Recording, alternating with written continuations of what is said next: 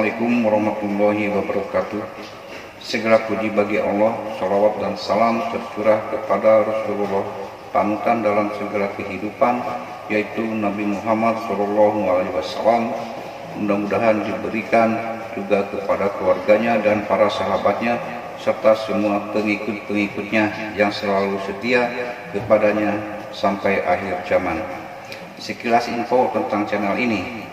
Saya bukanlah seorang ustadz atau ulama yang ahli dalam agama Islam, tapi saya adalah seorang pensiunan ASN yang sehari-harinya membaca buku-buku tentang agama Islam.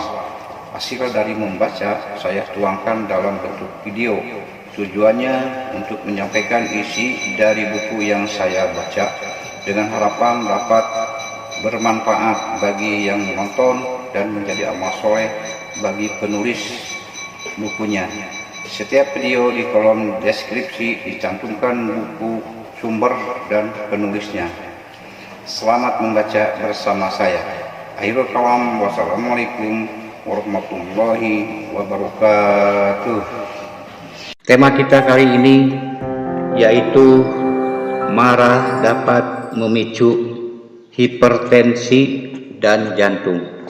Dalam Al-Quran, Allah Subhanahu wa Ta'ala berfirman, orang-orang yang bertakwa adalah mereka yang menafkahkan harta mereka baik di waktu lapang maupun sempit, dan orang-orang yang menahan amarahnya serta memaafkan kesalahan orang lain. Allah menyukai orang-orang yang berbuat kebajikan. Quran Surat Ali Imran ayat 134. Marah itu sesuatu yang dicela dalam agama. Alasannya karena marah menyebabkan keadaan yang buruk bagi pelaku maupun bagi orang lain. Islam menganjurkan agar manusia belajar mengendalikan emosinya.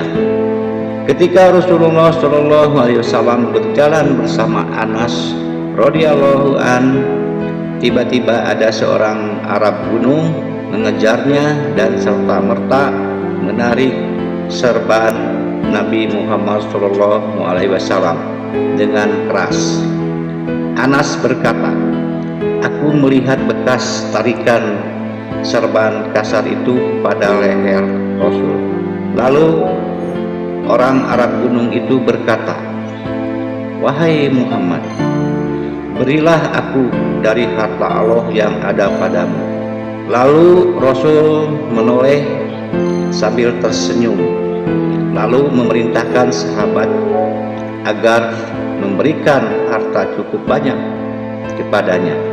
Sikap Nabi ini menggambarkan betapa hebatnya kemampuan beliau dalam mengendalikan emosinya.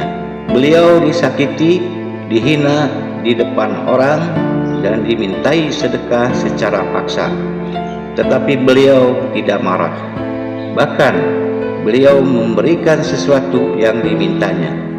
Menurut pakar psikologi, bahwa kemarahan adalah ketegangan jiwa yang muncul akibat penolakan terhadap apa yang tidak diinginkan, atau bersikukuh dengan pendapat tertentu tanpa melihat kesalahan atau kebenarannya.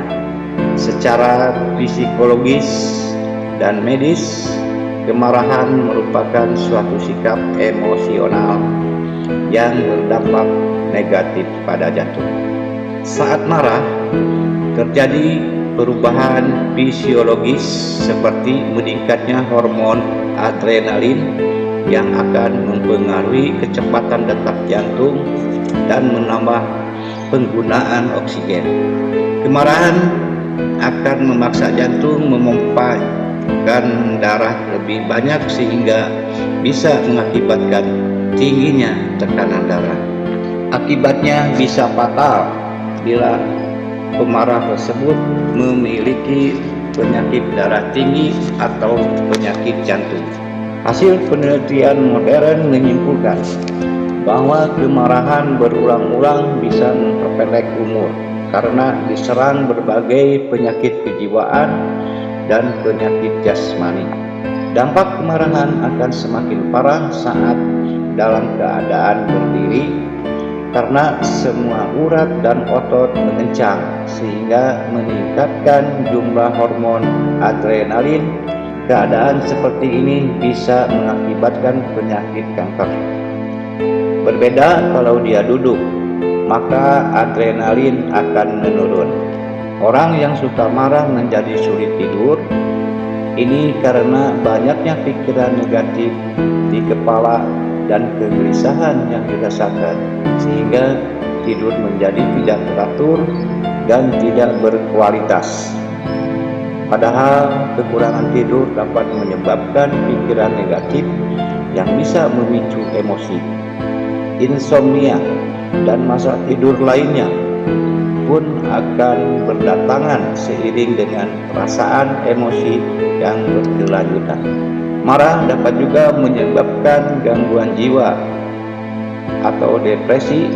Hal itu akan memicu serangkaian perilaku yang membahayakan kesehatan seperti merokok dan minum minuman keras.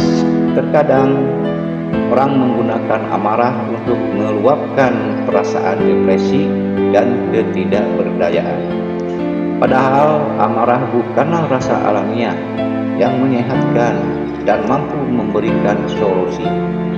Justru sebaliknya, bila marah tidak dikendalikan, kesehatan pun akan terancam. Amarah seringkali membuat tindakan seseorang tidak rasional. Ia sering terjebak dan kehilangan konsentrasi dalam menghadapi suatu masalah. Seharusnya ia bisa memutuskan hal yang terbaik. Namun karena marah, ia malah melakukan tindakan yang sebaliknya. Dia pun tak mampu melihat masalah dari perspektif yang berbeda, sehingga berujung pada pengambilan keputusan yang salah.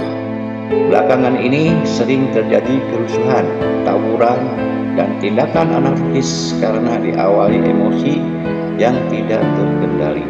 Kondisi demikian bertentangan dengan nilai-nilai ajaran Islam. Sesungguhnya orang kuat dalam pandangan Islam adalah orang yang mampu mengendalikan amarahnya. Demikian tema singkat ini. Semoga bermanfaat bagi kita semua dan menjadi motivasi untuk selalu berusaha dan bisa mengendalikan hawa nafsu dan menahan kemarahan agar kita terhindar dari segala keburukan. Akhirul kalam, wassalamualaikum warahmatullahi wabarakatuh.